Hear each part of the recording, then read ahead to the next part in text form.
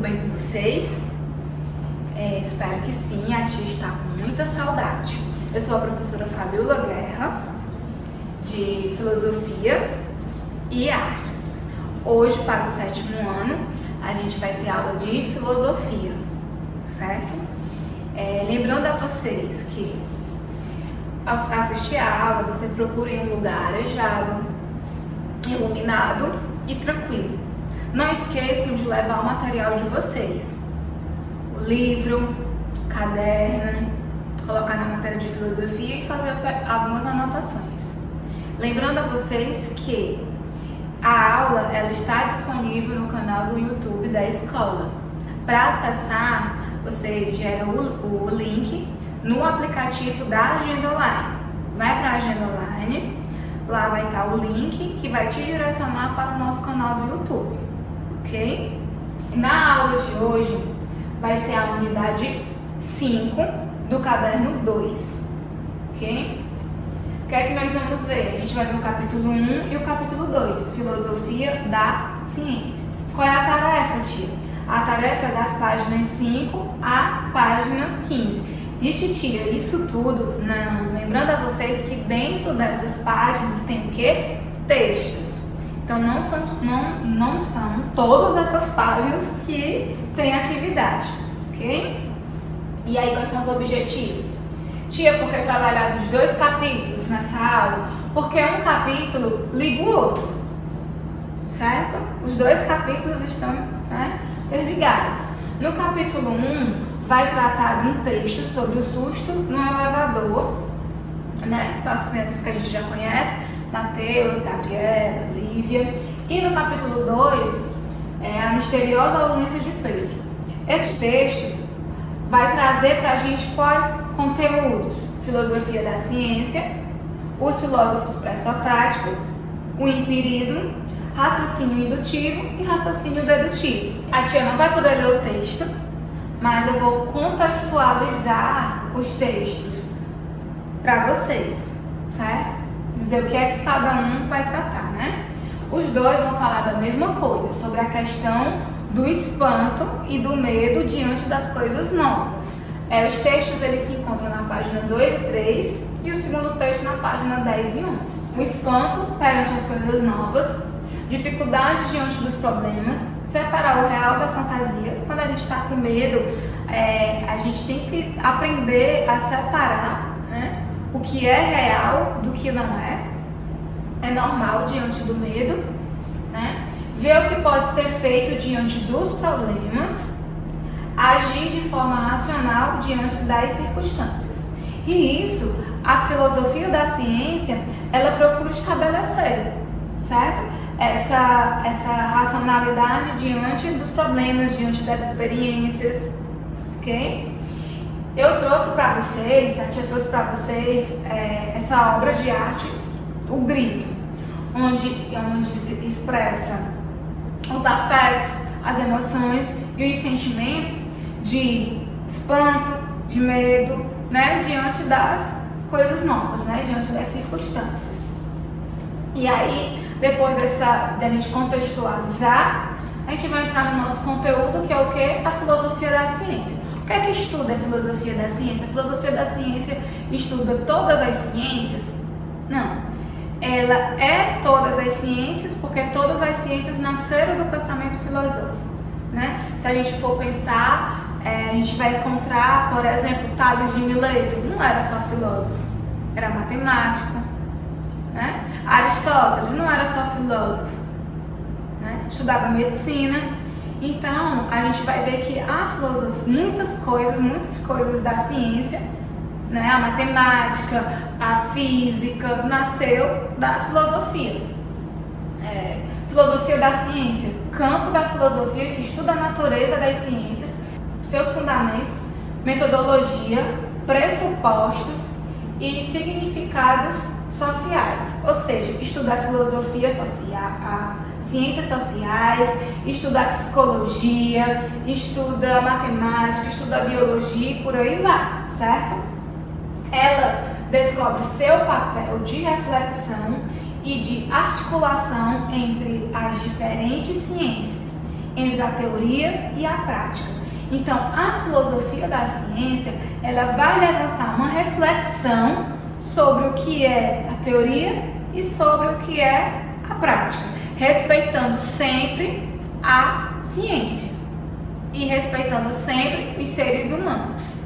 E aí a gente tem aí, né, os nossos filósofos pré-socráticos. Por que pré-socrático? Porque além deles serem antes de Sócrates, o pensamento dele estava voltado para o estudo da natureza. Esses primeiros filósofos se preocuparam em tentar explicar a physis. O que é physis, tia? Natureza, mundo, universo, de uma forma racional, cosmologia. Lembrando que nesse período há uma quebra entre filosofia e mitologia, né? A mitologia não conseguia mais explicar a racionalidade humana. Então surgiu o pensamento filosófico para suprir essa necessidade. Depois desse pensamento filosófico, começou o estudo, né, do universo. E o que é esse estudo do universo? Os filósofos pré-socráticos, eles tinham por objetivo procurar dentro da natureza uma substância que desse origem a todas as outras coisas, certo? E aí é chamado o quê? Forma racional, cosmologia, dando uma explicação diferente da dos mitos, que recorriam aos deuses. Diferentemente da explicação mítica, que dizia que o universo havia sido criado do nada, para eles o universo havia sido gerado de um princípio universal. Como eu falei para vocês, os filósofos pré-socráticos, também conhecidos como filósofos da natureza, eles tentavam achar dentro da própria natureza um princípio primordial de todas as coisas. Por exemplo, Tales de Mileto. Tales de Mileto, ele vai dizer que a água é o princípio primordial de todas as coisas. Heráclito, que a gente já estudou, que fala do tempo, ele vai dizer que é o fogo o princípio de todas as coisas, porque o fogo ele tem o poder de transformar as coisas. Eles acreditavam que a physis, apesar de estar em constante movimento, né, a gente aprendeu isso com Heráclito, possui um elemento de permanência e que este seria o princípio originador, seu fundamento, e explicaria a causa da mudança. Dentre esses filósofos haviam os que acreditavam que arquê era um único elemento. Estes eram os monistas. Professor, o que é arquê? É princípio, certo? Mais tarde, outros pré-socráticos começaram a defender que eram vários e ficaram conhecidos como pluralistas. Vamos destrinchar isso aqui. Uma parte dos filósofos da natureza acreditavam que uma só substância deu origem a todas as coisas. Outra parte dos filósofos da natureza acreditavam que eram várias substâncias, que podia ser água, que podia ser o fogo, que podia ser o ar, que podia ser algo infinito. Ficaram conhecidos como pluralistas. Como eu falei para vocês, né, dos filósofos da natureza. Gente, eu trouxe isso aqui para uma curiosidade. O nosso livro não traz, né? Mas uma forma assim de aprimorar os nossos conhecimentos, certo? Nós temos Tales de Mileto, Anaximandro, Anaximenes, Pitágoras. A gente tem Heráclito, a gente já estudou, Parmênides. E aí cada um vai defender um ponto da natureza e dizer que este ponto é o princípio primordial. Um exemplo, eu falei de Tales de Mileto, mas nós temos aqui Anaximandro, dizia que o princípio criador não poderia ser conhecido pelos sentidos, mas somente pelo intelecto, ou seja, pelo raciocínio, já que ele é aperion. O que é isso, professor? Algo indeterminado, né? Então perceba que uns acreditavam ser a água, outro indeterminado, o outro o ar e por aí vai. Isso é ciências? Sim. Para a filosofia isso é uma ciência. né? Lembrando que aqui nós estamos no período antigo, a filosofia, a ciência ainda não estava separada. Gente, eu trouxe aqui uma curiosidade, né? Isso aqui é bem familiar nosso, então perceba que dentro dos quadrinhos, por exemplo, a gente tem os 4 elementos da natureza, que um dia foi dito pelos filósofos da natureza, pelos pré-socráticos.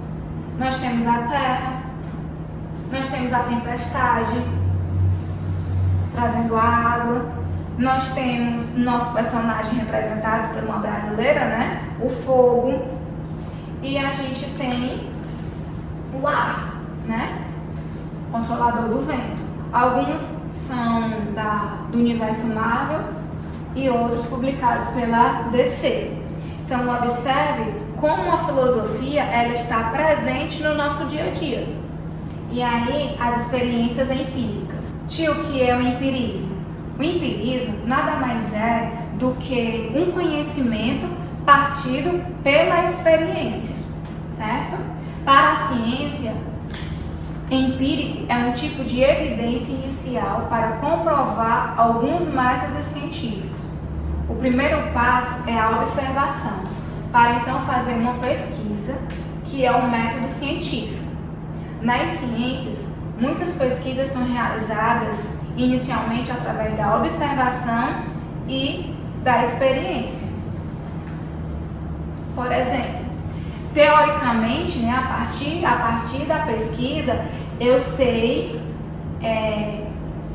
que a 100 graus Celsius a água vai ferver. Mas como que eu vou comprovar isso? A partir do meu conhecimento empírico, a partir da minha experiência. Então é isso que a filosofia da ciência e o pensamento empírico tenta provar, certo? Que o conhecimento ele parte a partir das experiências. E aí no livro de vocês podem ver Francis Bacon, Thomas Hobbes, John Locke, David Hume, que são os filósofos que trabalharam esse conhecimento empírico. E aí a gente vai ver aqui, dentro ainda da filosofia da ciência, o raciocínio indutivo e o raciocínio dedutivo. No método dedutivo, lembrando, a gente pode falar raciocínio, como a gente pode falar método. No método dedutivo, como é? Um argumento que é feito do maior para o menor. E no método indutivo, o raciocínio vai do menor ao maior. A gente vai entender melhor quando a gente usar um exemplo, certo? O método dedutivo, ele parte de uma ideia maior para uma ideia menor. Todos os homens são mortais. É dedutivo, eu estou deduzindo que todos os homens são mortais, certo? Então isso já é um exemplo de dedução. E um exemplo de um método indutivo. Pedro é homem, logo Pedro é mortal. Então isso já é um método indutivo, que parte do menor para o maior, certo? E aí eu trouxe aqui para vocês alguns exemplos desses métodos, para a gente não ficar na dúvida. Método indutivo, lembrando, parte, né, do específico para o geral. Um exemplo, o gato é mortal, o cão é mortal, o pássaro é mortal, o peixe é mortal, logo todo animal é mortal.